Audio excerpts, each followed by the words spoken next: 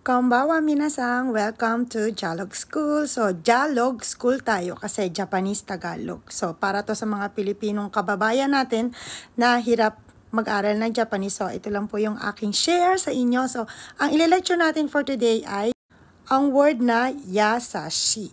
So, sensei, alam ko na yung yasashi. Yes, of course, kasi common ginagamit ng mga foreigner yang yasashi kasi madali nang sabihin, madali pang ibig sabihin kasi ang ibig sabihin niyan is mabait. So, yung word itself, nagtatrabaho na siyang mag-isa kahit hindi mo siya, nagiging sentence na rin siya pag sabi mo, yasashi, gumagana na sa listener, yung sinasabi mo na, mabait ka, alam mo mabait ka, so ganun siya. Kaya lang, meron pang isang yasashi. Tada, yan ang ibig sabihin ng yasashi. So, itong kanji nila, mare-recognize nyo silang magkaiba sila kasi sa kanji nila, sa sulat nila, sa character nila. Pero ang ibig sabihin nitong nanditong yasashi is mabait. Dito naman is madali. So, pag ginamit natin itong word na to, kailangan sa madaling context ng sentence. Kung ang context mo ay merong gumaganang madali, ang ibig sabihin, ilagay nyo si yasashi. Halimbawa, sa trabaho, ang dali naman ng trabaho na to, so, kono shigoto yasashi desu. So, ang akala mo, itong trabaho na to mabait, hindi. Kasi ang gagamitin natin yasashi doon, itong character na to. So, ganun lang yan gagamitin. Kaya dapat, ma-recognize nyo sila kung paano nyo sila ilalagay. Although, pag alam nyo na yung ibig sabihin nila, magagamit nyo na sila. So, that's all for today. And, thank you for keep on following and follow for more learnings. Thank you very much and bye-bye. Konbanwa minasang, welcome to Dialogue School. Thank you naman po sa nag-comment ng sensei, ang not easy po ba kebishi. Salamat po, sana ma-notice. Na-notice ko kaagad kasi sabi ko, ano kaya yung kebishi?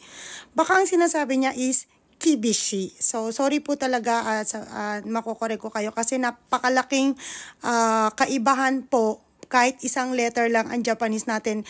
Alam nyo, kahit marami tayong fluent tayong mag-Nihongo, kung mamamali ang isang tawag dito, vowels natin, talagang mag-iiba yung natin yung ibig sabihin. So, ingat po tayo sa mga vowels, sa pronunciation, kasi naiibang ibig sabihin. So, ipapaliwanag ko si not easy, yes, nagiging kibishi rin siya in a other way of executing sentences. So, meron niyang gamit. Kasi si kibishi, pwede rin natin gamitin sa nagiging adjective din si kibishi. Kasi ang ibig sabihin din ng isang kibishi ay strict. So, stricto. Stricto ako, yung sensei ko strict. Sensei kibishi, ganyan. So, yung isa naman, ginagamit natin siya sa sitwasyon na mahirap, complicated. Pag ang gusto nyong gawaing sentence ay mahirap, complicated, nakakalito, ganun natin ilalagay ang word na kibishi.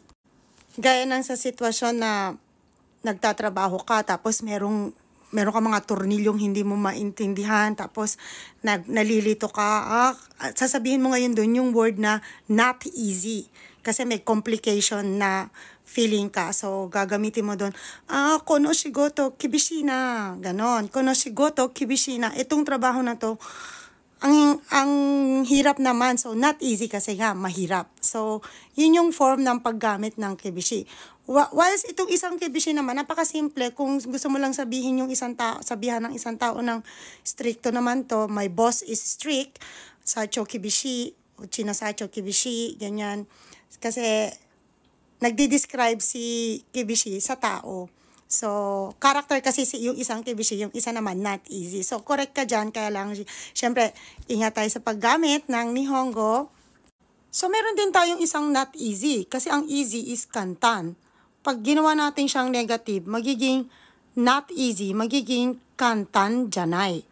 So, naging negative siya kasi si janai is negative form ng Japan sa kantan. Kaya siya janai kasi na-adjective si kantan. Hindi pwede natin gamitin ang kantan kunai. Terrible lang Nihongo natin pag sinabi natin kantan kunai. So, yun lang yung mga basic explanation na pwede kong i-share. may online class po ako kung gusto nyo. Meron pang isang slot. So, thank you very much sa nag-comment at medyo hindi ko pa nababalikan yung mga nagko-comment sa akin dati. So, nauna tong isang comment na to. Thank you very much for following at follow for more learnings and bye-bye!